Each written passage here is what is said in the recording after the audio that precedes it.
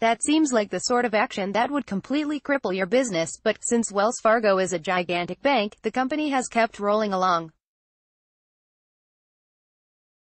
And, in South Florida, rolling along apparently includes calling the cops on black people who are just trying to cash checks. The company has been sued 3 times this year for allegedly calling the police on innocent black people who are just trying to use the bank. Here's a recap of the 3 cases so far. Point 1.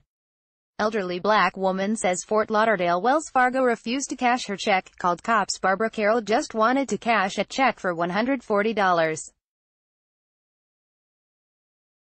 The 78-year-old former probation officer and assistant bank manager, who is black, stopped by a Wells Fargo branch in Fort Lauderdale last November for what she thought would be a quick errand.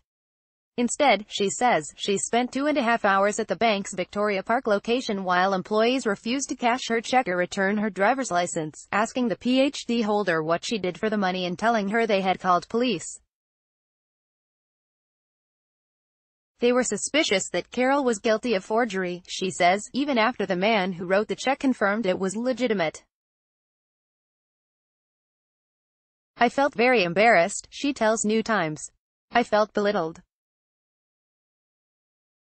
I can't tell you the emotions I felt after months of national headlines about black people being arrested or threatened with arrest for doing things as mundane as sitting in a Starbucks, barbecuing in a park, visiting a neighborhood pool, and selling water. Carroll has filed a lawsuit over what she describes as her encounter with institutional racism. In a complaint filed last week, she accuses the company of racial discrimination. Wells Fargo spokesperson Rosanna Fisk says in an emailed statement that the company is aware of the case but unable to comment directly on pending litigation. Wells Fargo opposes discrimination of any kind as evidenced by our own non-discrimination policy, our commitment to diversity and inclusion in our workforce, and our long-standing history of support for community organizations that embrace diversity, she wrote. 2. Another black South Floridian says Wells Fargo refused to cash his check, called cops. After a long day of work, Gene Romanelli headed to a Wells Fargo branch in West Palm Beach to withdraw money for rent. But when he handed over his driver's license and Visa card, the bank teller told the Haitian man to wait while she consulted with another teller. As Ellie stood in the lobby, one of the tellers called the Palm Beach County Sheriff's Office. Instead of leaving the bank with his own money to pay his bills, Ellie says he encountered a nightmare with the cops, who handcuffed him, detained him, and accused him of committing a felony. He's the second black South Florida resident to allege recently that Wells Fargo racially profiled him and called police as he was trying to use normal banking services. An elderly black woman recently sued after a Fort Lauderdale Wells Fargo branch refused to cash her check, asked her how she got the money, and threatened to call the police on her. In Ellie's case, the cops actually showed up. Now, in a case pending in Palm Beach County Circuit Court, he's suing the nation's third-largest commercial bank, accusing it of racial discrimination, false imprisonment, and negligent training.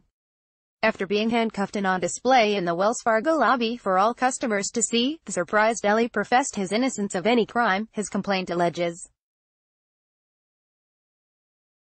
In a statement, Wells Fargo spokeswoman Michelle Palomino says the bank is aware of the lawsuit but cannot comment since the case is still open.